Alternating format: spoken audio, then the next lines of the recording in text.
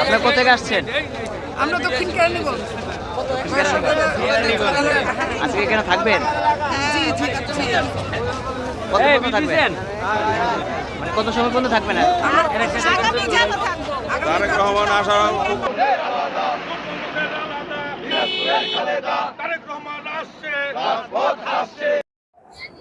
এখানে এসে কেমন লাগলো আজকে?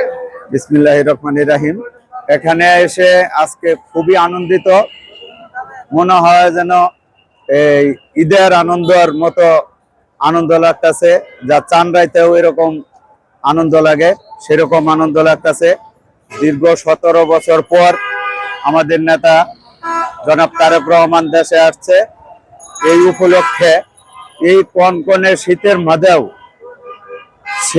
মাঝেও মানুষ এত ভাবে আসছে এখানে, যা না আসলে এটা বিশ্বাস করা যাইত না। এত পরিমাণ লোক আসছে যা এখনই পুরা মাঠ ভরে গেছে। কেউ খেতা, কম্বল, বিভিন্ন শীতের জিনিস নিয়ে এসে এই দৃশ্য দেখে খুবই নিজেকে অনেক আনন্দিত মনে হলো, যা আসলে মানুষের কত ভালোবাসা অর্জন করেছে জনাব তারেক রহমান। এতে আমরা খুবই আনন্দিত। আমাদের কাজ মহানগর থেকে নির্দেশনা দিয়েছে গুলশান 2-এ